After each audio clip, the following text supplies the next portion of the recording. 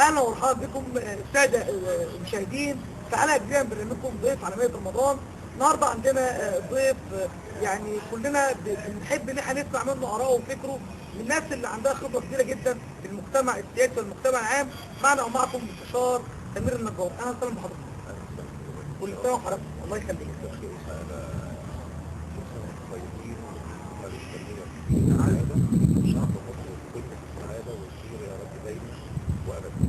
في البداية طبعا بنرحب بحضرتك طيب والكريمة على الحركة وعلى الأسرة الكريمة. عايزين الناس تعرف مين هو الأستاذ سمير النجار. طبعا أسرة عادية طبعا جدا اجتهاد نوع لو على مستوى مستوى التعليمي ومستوى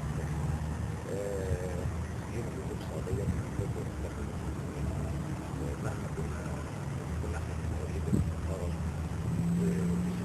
دينا النظام فبنعترف بها ان نظامنا موجودة. فدي من ضمن التقاليد العادية اللي احنا بنعترف بها كعائلة وتطورت لازم يبقى في تواصل اجتماعي، لان هي احنا كمجتمع مصري او مجتمع عربي السنه كله على تماسك الترابط ما بين الاسر والقبائل ما بين بعضها والعائلات والمجتمع.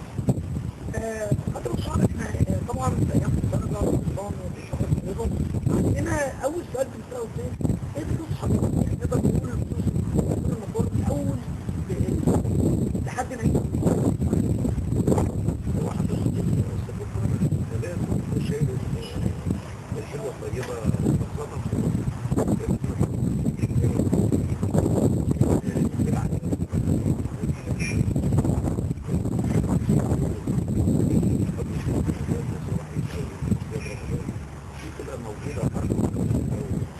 ودايما الحاجه الجميله حتى في الوقت الحالي يعني من اول بشير شهر رجب وشعبان ورمضان دايما بنسمع الحاجات الطيبه الجميله زي المجد والانشطه الدينيه، وطبعا من الناس اللي هي بترتقي اسمها بالصوره في قلوبنا كلنا الشيخ ناصر الدوار والشيخ فتحي الحاجات الطيبه الجميله دايما بنلاقيها حتى منتشره قبل شهر رجب.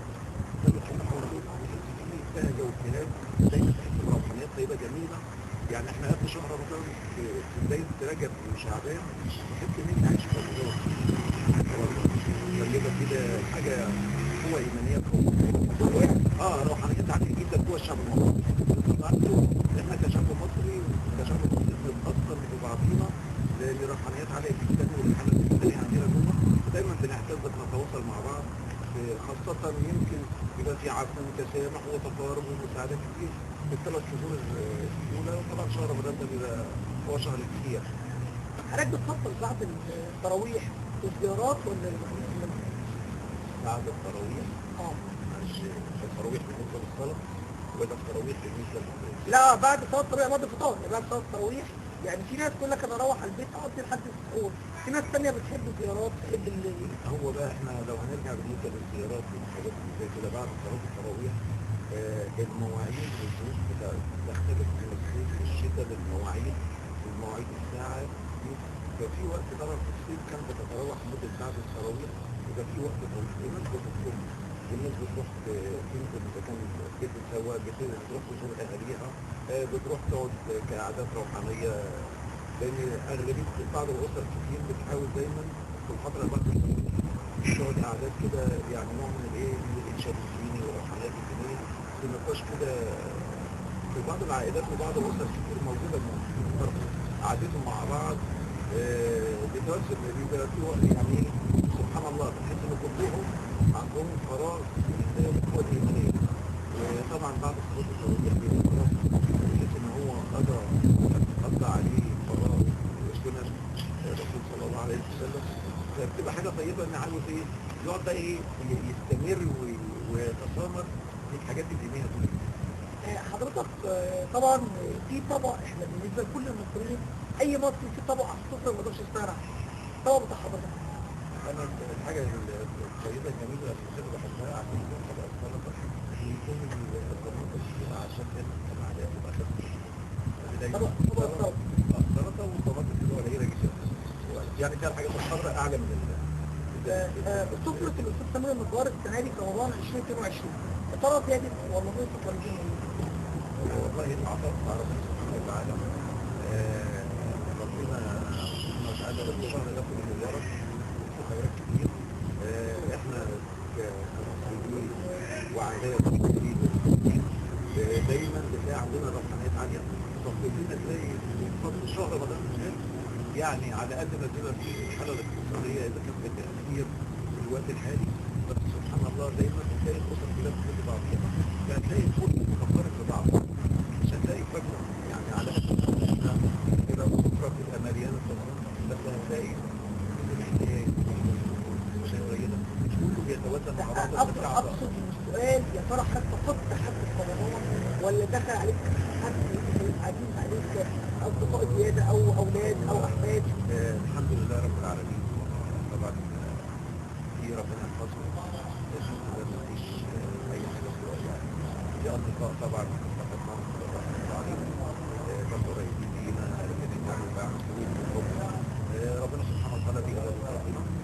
بالنسبه للبشائر اللي جت علينا يعني ربنا كرمني باحفاد طبعا ليا، حاجه كويسه يعني بيربي اولاد باحفاد ليا يعني. ربنا يا رب يحفظهم استاذنا احنا يعني داخلين على مشتركه، بتخيل ان في حد زعلان من حضرتك وحضرتك من عاوز اتصل بيك قبل رمضان بيوم وقال لك استاذ سمير انا عازمك بكره على الفطار، يا ترى يعني هتوافق ولا ترفض؟ بالنسبه للسؤال يعني انا لو اي حد انا دايما بطبعي او تعاملاتي مع الناس كلها ده طبعا عندي طبيعه الحمد لله رب العالمين، وربنا قدمني بالسنه الخيره دي انه حتى مهما اختلفت مع اي انسان ما بصيرش عنه ما ببعدش عنه. يعني ممكن يكون في تعامل في موقف خد منه موقف ضايقني زعلني، انا مش من النوع اللي ممكن اقتل ومفيش سلام ومفيش كلام، لا. في واجبات عليا كنا في يوم من الايام حتى يعني حتى لو في خلافات عنه في احترام اقابله في اي مكان السلام عليه اقابله ارحب في اي مناسبه عنده سواء بالخير او اي انا ببقى ان انا افصل، وده انا بتمنى من الله سبحانه وتعالى ان الناس كلها يبقى نفس السنه ونفس الطيبه. يا ريت الناس مهما كانت هذه الخلافات ما نفصلش عن بعض وما نبعدش عن بعض، لان هو البعد هو اللي بيأثر وبيزيد الجفاء والخلفيه دي من الافراد وبعضهم. طول ما انا بعيد عنك ما بسلمش عليك ما بقولش السلام عليكم ما بقابلكش صفحك في القلوب طبعا بيكشف الحب. فدايما المواجهه والتقارب حتى لو انا في خلافات بيني وبين الاستاذ ابراهيم بيبقى عادي ممكن اتكلم عليه والسلام عليكم بالعادات اللي عليها دي هات شويه من حته الانتشار. طيب واحنا بنسال ونتناقش عن المساله وحضرتك في رمضان طبعا مش هنقدر ننسى ونغفل حركه محمد الحياه. عايزين نسال حضرتك يعني حضرتك منضم الحزب السياسي؟ الحمد لله رب العالمين. انا لحد دلوقتي رغم طلبات كتير جدا لحد دلوقتي الحمد لله رغم سني ومحتك جدا بالاحزاب السياسيه وقريب لجميع هيئات الاحزاب السياسيه سواء على المستوى المركز او الاسم او المستوى المركزي، بس الحمد لله لحد دلوقتي ما انتميتش لاي حزب سياسي. طب يا ترى ايه سبب عدم يعني ارتباط حضرتك او انضمامك لاي حزب سياسي؟ انا الاحزاب السياسيه بكملها كل الاحترام، بس دورها كمستوى فعال في المجتمع الى حد ما. يعني انا بلاقي النهارده يعني ما انكرش ان جميع الهيئات او القيادات المركزيه في اي حزب بيبقى على مستوى عن مستوى، لان النهارده الدوله او مش هتعترف في اي حزب سياسي الا لما يكون في قيادات او رموزه ناس ثقافه ثقافه عامه راسماليه ليهم تعاملات في خدمه المجتمع المدني. انا بحبهم.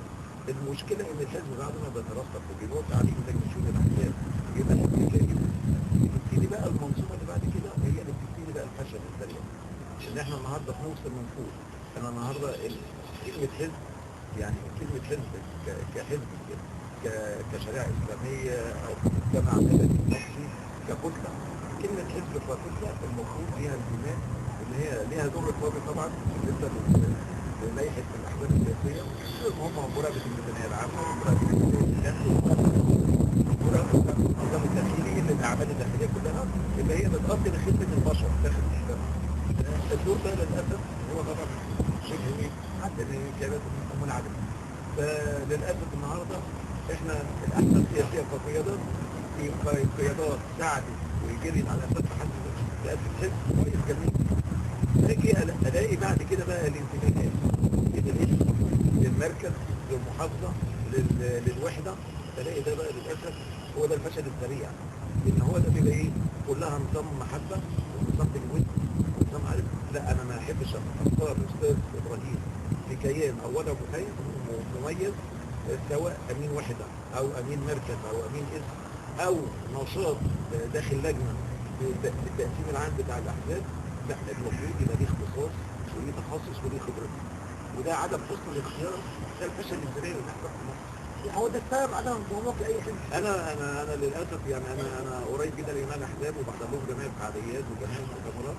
بس انا مشكلتي في حاجه ان انا بقعد اسمع واستفيد، وللاسف بطلع زعلان وحزين ان القيادات اللي محطوطه، اي قياده محطوطه مش في مكانها. وده مثال القياده. يعني النهارده انا النهارده ليا تخصص معين، ليا مجال معين، اشتغلت في مجال معين، من واجبي ان انا اختار الموضوع او اشتغل في المجال او اتخصص في اللجنه اللي انا اختص بيها. النهارده لا، النهارده هي عمليه تزكيه مش اكثر ولا اقل. مين ومين ومين، ده صاحبي، ده صديقي، ده قريبي، وهي القصه دي للاسف. عشان كده احنا بنكتب الاحزاب التفاعلات بتاعتها كقائمه مركزيه فيها شخصيات عامه، في ناس محترمه وعلى مستوى سياسي وثقافه. لكن المشكله لما النظام بيخرج من المركزيه للمحافظه، من الامانات المركزيه الكبيره للمحافظه، للاقسام، للوحدات، بتبتدي حته المحاضرات لو في حزب فيها مجاملات كتير. لو في حزب حضرتك لمست فيه شغل ارض الواقع تنضم؟ هو انا النهارده عشان اكون اي حزب النهارده اضربه معصوم سلام، اي كيان يخدم المواطن ويكون في خدمه المجتمع. ده انا احب جدا. وانا اي فعاليه او اي حزب او اي نظام مهما كان وضعه، مؤسسه خيريه، جمعيه، منظمه بتعمل وتساعد في مد ايديها للمواطن على تساعده باي طريقه. المساعدات كتير ماديه ومعنويه، واحنا النهارده نحتاج كل حاجه. النهارده المساعدات، النهارده الاحزاب دورها ان هي تتواصل. الدوله مش هتحل كل ازمات المجتمع. الدوله ليها قياداتها وليها ميزانيتها وفي اعتمادات معينه ما تقدرش تتجاوز عنها، لان هو الدخل العام وفي توازن لازم يبقى متساوي مع الاقتصاد. فالنهارده مفيش النهارده دور الاحزاب. دور الاحزاب ازاي تقدر تنشط النهارده الاحزاب، الجمعيات، المؤسسات والمنظمات، ازاي النهارده تبقى على ارض الواقع تساعد المجتمع المدني. تساعد المجتمع المدني بشكل مش بقى ولا النهارده زي استغل مثلا حزب مش موضوع شنطه او بطانيه او لا، الموضوع ان انا النهارده بدرس كل امين وحده، كل منطقه، يعني حسب تقديم اللجان بتاع الاحزاب المصريه، ان انا بدرس الحاله بتاع المجتمع اللي حواليا محتاج ايه. في وعي، في ثقافه، في تعليم. انا عاوز اغذي الناس.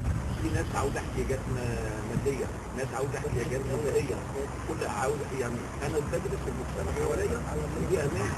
كده هو بيقدر يخاطب الجهات المتخصصه عنه، بيقدر يخاطب رجال الاعمال، المسؤولين اللي تقدر تدعم. هو ده الدور اللي احنا المجتمع حاليا في ظل الظروف الحاليه احنا محتاجين فعلا ان كل واحد يبقى عنده ضمير وعنده اتقان ليه، يبص للي حواليه، المجتمع اللي حواليه، اهلي وجيراني وناس صحابي. انا مش عيب ان انا يبقى عندي واحد قريب محتاج يشتغل في المجتمع، محتاج مساعده ماديه، محتاج مساعده غذائيه، في حاجات كتير محتاج تسهيل الاجراءات. يعني انا عاوز اقول لك ابسط الشيء ان انا اعرف مين او مين محتاج حاجه اقدر بفلوس اوديه، بدل ما كان الامور يروح يقع في واحد ما عندوش ضمير يقول له ده الموضوع محتاج ومحتاج ومحتاج. هي الموضوع بتبقى بسيطه، بس هي عندنا حته عدم الثقافه وعدم الوعي قليله شويه. يعني النهارده كلنا واحد شغال في مجال معين مختصر، فانا محدود في المجال ده. النهارده لما بيجي يطلب منه شهاده معينه او تخليص اجراء معين او ورق معين بيبقى مغيب مبهم. هو مش جاهل على اختباره، لا هو عنده فكره، عنده ثقافه بس مش مدرك. بيرجع لحد معين يقول له لا ده انا محتاج، ده انا محتاج ورق ومحتاج رسوم ومحتاج فلوس. يبقى الموضوع المشكله بقى الاكبر الاستغلال اللي موجود في المجتمع، ان بعض الفئات وللاسف موجودين في بعض الاحزاب بيستغلوا المواطن البسيط الغلبان، انا هخلص لك واعمل لك واسوي لك، بيستغلوا. وده الشيء السيء جدا بنعاني منه وبنسمع عنه كتير، وأفاجئ تليفون كتير وحاجات كتير، مشاكل كتير، استغلالات.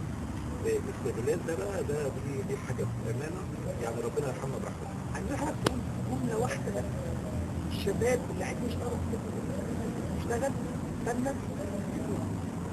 لا، هو المجال السياسي اللي زي ما بنتكلم في القيادات بتاع الدوله وعلى راسهم الرئيسي، ان احنا بنطالب ان احنا الشباب يبقى في المقدمه. الشباب يبقى في المقدمه بشرط ان لازم اجهزه نفسيا ومعنويا واهله لثقافه عامه. يعني ايه سياسه؟ مش معنى ان انا هجيب مين او مين اقعده ان هو راجل سياسي، لا. يعني ايه دوره في السياسه؟ يعني ايه سياسي؟ كلمه سياسي دي يعني هي كلمه طبعا ليها لغط كتير ولها اتجاهات كتير، لكن هي سياسه انا عاوز واحد مثقف يفكر يساعد المجتمع، يفكر في مشروع للمجتمع.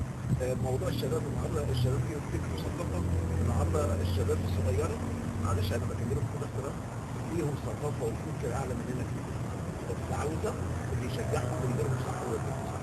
للاسف الشباب مش لاقي حد يوجهها، ولا النهارده الاحزاب السياسيه عاوز اعمل لجنه، عاوز اشكل لجنه تجيب فيه نجوم معين. طيب الناس دي لما بتجيبهم معاك كانت بتاخدهم كحزب او كيان، بتاهلهم وتدربهم دورنا ايه، وظيفتنا ايه، وضعنا ايه اللي علينا وايه اللي لينا. للاسف ده مش موجود. وده على فكره كان موجود من فتره، يعني كان فيه كتير موجود حته التوجيه. النهارده انا لما اخد مجموعه سياسيه حتى الناس الكبار استفيد بيتعاملوا ازاي، هاخد منهم الايجابي ومفيش تحت السلبي، لان طبعا في ايجابيات كتير موجوده في جميع الاحزاب وجميع الكيانات. فهي حته الوعي والثقافه موجوده للشباب، مطلوبه للشباب عشان يدركوا يعني ايه حزب سياسي جدا. معلش احط حضرتك شويه في السياسه، بس طبعا يعني نرجع لسيدنا اللطيفه اللي الناس بتحب تبقى عارفاها على حضرتك. لو قلنا استاذ المجوار هيعمل في رمضان، وطبعا فيها اصدقاء حضرتك كتير بس هتدعوا عليها 5 اشخاص بس، كل هم انا في مش حد من الاشخاص بعيني عشان الانسان المصري، انا الحمد لله يعني على مسافه واحده من جميع الاصدقاء والاقارب والاحباب، كلهم بامانه، ودي حاجه جميله انا جوايا ببقى فرحان. استاذ ابراهيم محمد، كل الاشخاص اللي حواليا وبتعامل معاهم ما فيش حد ليه يعني ايه قدر اكتر من التاني. بس هي بتفرق في الوقت ان الاستاذ ابراهيم ممكن يبقى موجود ومتفرغ معايا في ماشي معين. يعني انا ممكن مع الاستاذ كتير اكون مواعيد، انا في ممكن ماشي معين. انا لو هعمل انا هنطلق للجميع لان انا بحب الجميع. بقى قدام حد. بص يعني انا هقول لك حاجه، مفيش كل المقربين ليا، كل اللي يعرفوني، حتى اول الناس اللي انا مختلف معاهم في الثقافه او في الفكر او في التعامل هيكونوا موجودين. لا مش هحدد، لان صعب التحديد. لا بالنسبه لي انا احب الناس كلها تبقى موجوده معايا، وده شيء جوايا انا ببقى مبسوط منه في مقابله مع الناس او معامله الناس. انا كل الناس على خطه واحده وكلهم ليهم تقدير واحترام جوايا. احنا داخلين في ايام الفرج وايام رمضان، عايزين حضرتك تقول لحد انا اسف حقك عليا، انا غلطت في حقك سامحني، او انا سامحتك، رمضان كريم. هو عموما انا يعني السماحه دي موجوده، انا سامح اي يعني انا سامح اي حد اخطا فيا، وبتمنى ان اي حد سواء زعلته في اسلوب في معامله في تكشيره في عدم قدرتي ان انا ما اقدرش البي له طلبه، فاتمنى ان انا حد معين عايز والله انا موضوع حد معين دي، لان انا يعني ما اظنش حتى اللي انا مختلف معاهم او في بعض الخلافات ما فيش جديه، لا في سلام في كلام، حتى لو انا بختصر باحترام، مش لكن السماحه موجوده. وما اظنش ان انا النهارده لو بيني وبين اي حد خلافات او حاجه، ولا قدر الله لو عنده شيء مسموح 1% هكون اول الموجودين جنبي. موقف حصل مع الفتى المشوار في رمضان وعمره ما هينساه، لو فاكر التاريخ ماشي، مش فاكر الموقف ده، موقف عمرك ما هينساه. هو يعني مواقف جميلة كتير طيبة وحلوة جميلة. أول يوم رمضان ده يوم عزيز عندي، لازم أصحى في الله معايا، يعني ربنا يدوم من صحته الموجودين. بس المواقف بقى بتاع شهر رمضان بتاع الشيء اللي الواحد بيتمنى ان ده مبسوط فيه، ان الواحد بيلاقي يعني عاوز يوصل لحد اي امانه او يساعد في موقف معين، ويلاقي سبحانه وتعالى يعني هو مفكر فيه ورايح له، ويلاقي نفس الشيء ده هو اللي محتاجه، هو اللي عاوزه في الوقت ده. فمن الحاجات اللي المواقف اللي دايما يعني الحمد لله دايما الموضوع ده. فانا رايح لاستاذ ابراهيم، استاذ ابراهيم ما يعرفش، بس انا عندي احساس داخلي كده ان في شيء معين هو يحتاجني، فانا مجرد ما اوصل للشيء ده الاقي نفسي. فانا يعني بقول ايه بيني وبين ربنا ان سبحان الله، او الحاجه دي جت لي ازاي او وصلت لي ازاي. دي الحاجات اللي قررت معايا في رمضان كده. السؤال بقى ولازم حد يردنا عليه، عايزين النهارده يبقى لنا حصري في سر من اسرار انتشار تمرين هو سر او خبر او حاجه بتأجلها وهتديها لنا النهارده حصري. لا انا بالنسبه اي حصريه بالنسبه لاي حاجه انا عاوزها، انا الحاجات يعني يمكن اللي ربنا بيكرمني فيه في اي حاجه داخليه انا بسعى ليها وربنا بيحققها وما بحبش اتباهى بيها. بس هي الشيء اللي انا بتمناه من ربنا سبحانه وتعالى ان يبقى فيه في الوقت اللي جاي والايام القادمه اللي جايه، لان احنا في ظل ظروف صعبه جدا، عاوز يبقى فيه تقارب بين الناس بينها وبين بعضيها. بلاش الصراعات، بلاش الحديه، بلاش العصبيات. احنا نبص لبعض، احنا كلنا مسلمين عاوزين نساعد.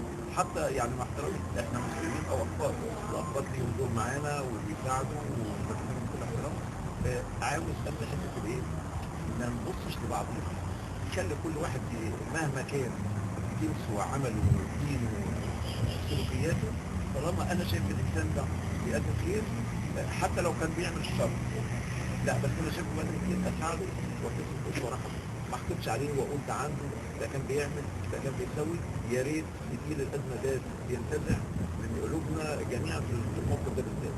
خلي الناس كلها اي واحد يقدم خير مهما كان ليه خلفيات سابقه او ليه تعاملات مع شخص ما بشكل حاجه عكسيه، لا انا رحب باللي هو الشيء الايجابي. عايزين حضرتك بقى اخر سؤال لحضرتك، معلش اطلع عليك. السؤال اللي حضرتك كنت تتمنى الناس تسالونا وانا ما سالتش، حضرتك عايز تجاوب عليه. السؤال اللي كنت اتمناه، احنا دورنا كافراد مجتمع حاليا في ظل الظروف اللي احنا فيها، واتمنى ان كل الافراد اللي موجوده في المجتمع والاشخاص على مستوى جميع المستويات يعني الناس تساعد بعضها في الوقت الحالي، تقف جنب بعضها في كل الظروف، سواء في مساعدات ماديه معنويه تسهيل اجراءات. يا ريت الناس انا ببقى مبسوط جدا وسعيد جدا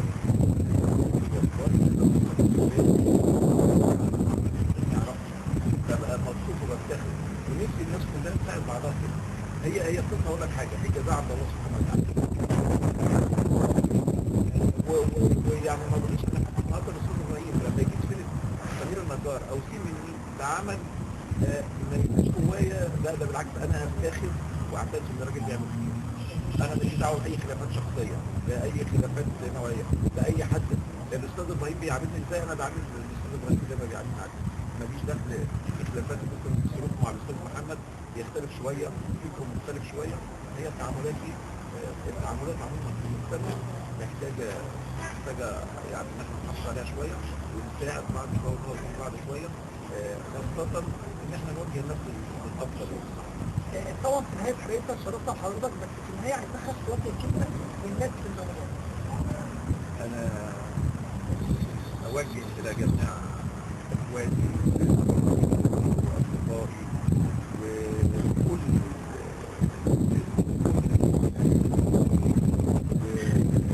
الامه الاسلاميه، كل سنه وانتم طيبين. شهر رمضان اعاده الله عليكم خير اليوم والبركات، وكل سنه وانتم طيبين، ودايما دايما دايما يا رب مصر تكون في خير وسعاده وفي امان. كل سنه وحضرتك طيبين. انتهينا من الحلقه الشيقه طبعا احنا كنا بنستنى بالحلقه دي ساعات عشان نستفاد من خبره المستشار تامر نجار، ولكن في نهايه حلقتنا احب اوجه الشكر ليك واوجه الشكر لحضراتكم. كل سنه وحضرتك طيب، رمضان كريم، شرفتنا يا استاذنا. ان شاء الله انتظروني في حلقه من حلقات ضيف على مائة رمضان، تقديم ابراهيم النصري، اخراج واعداد حسن سعيد. اشوفكم في حلقه جديده وبرنامجكم في رمضان ضيف على مائة رمضان. الى اللقاء.